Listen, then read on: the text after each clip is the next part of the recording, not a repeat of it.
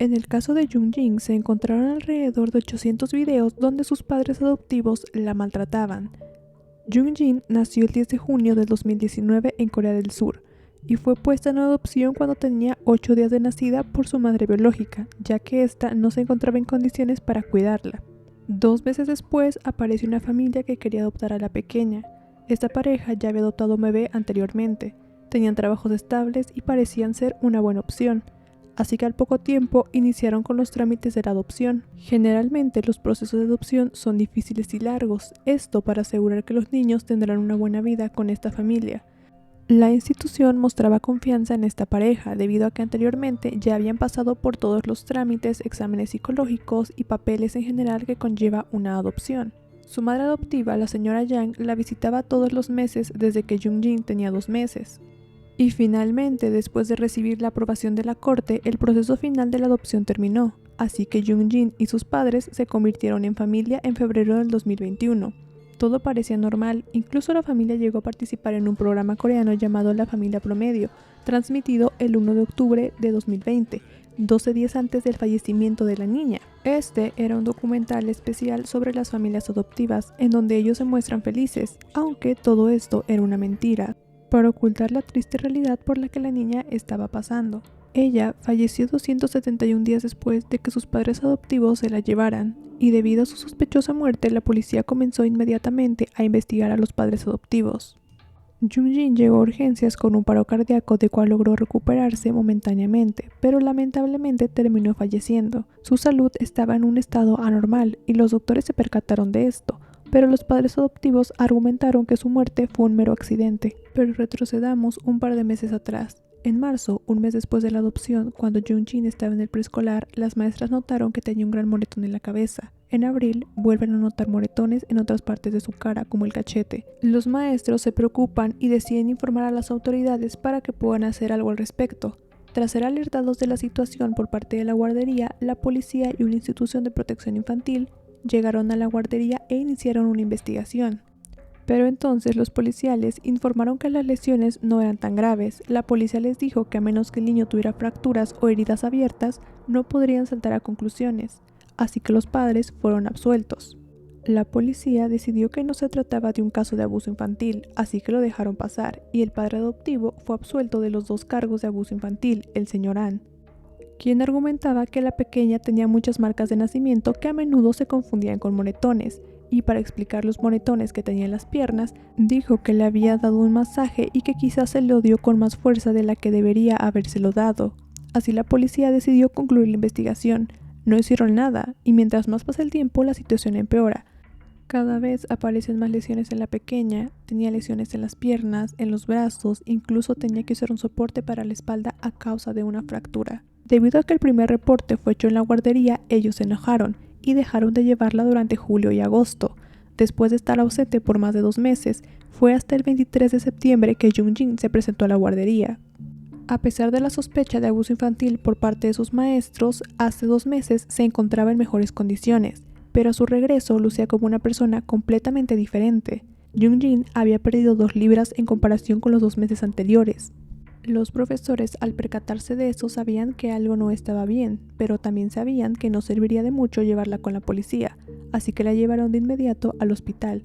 Y el pediatra que examinó a la niña alertó a la policía, pero la niña fue enviada una vez más a casa. El cambio físico era evidente, simplemente la niña estaba en un mal estado.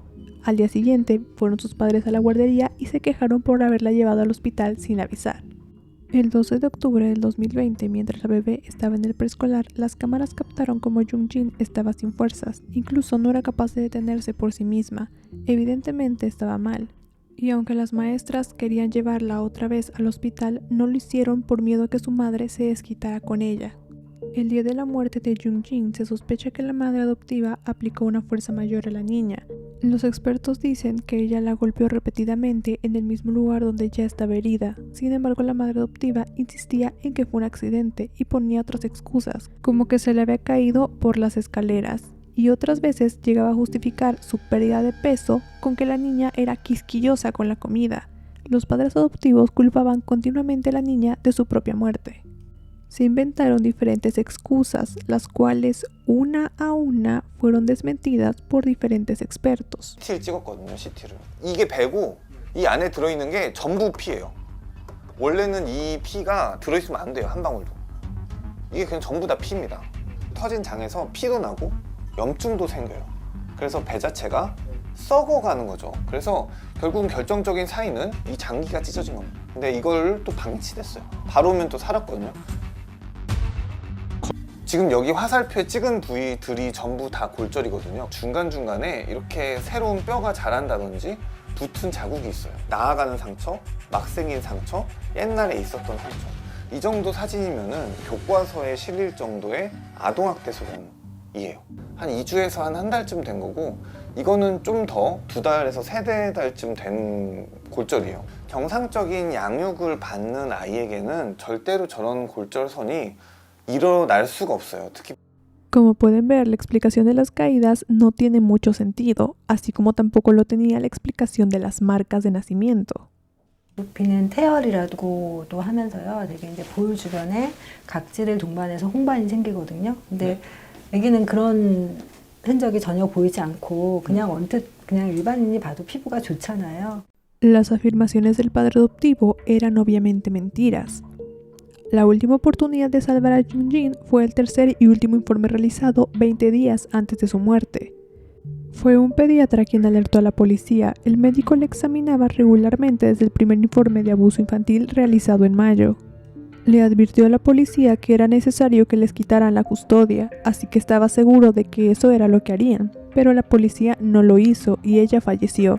아동학대 신고 과거력도 있고 아동학대가 너무 확실하기 때문에 신고를 했고 그때 오셨던 경찰분들한테 굉장히 강력하게 말씀을 드렸어요. 분리가 돼야 될 것이다. 그래서 당연히 저는 분리가 됐을 거라고 생각을 하고 있었었는데 갑자기 사망을 했다고 하니까 La policía seguía diciendo que la persona a cargo del caso había cambiado. Entonces, si alguien absolvió a los padres por alguna razón, sería difícil anular esa decisión, diciendo de repente que son culpables de los cargos.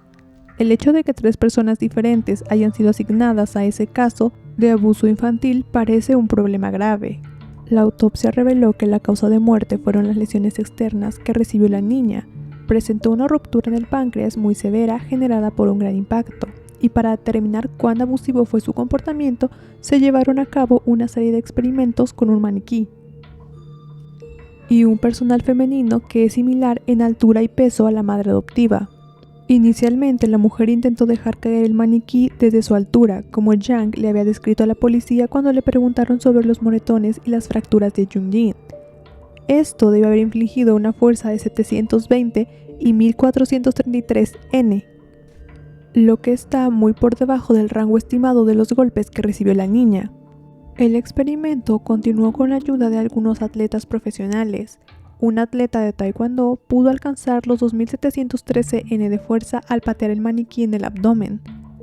Otro boxeador alcanzó los 4387 N al lanzar un golpe fuerte con toda su fuerza a un maniquí apoyado contra la pared.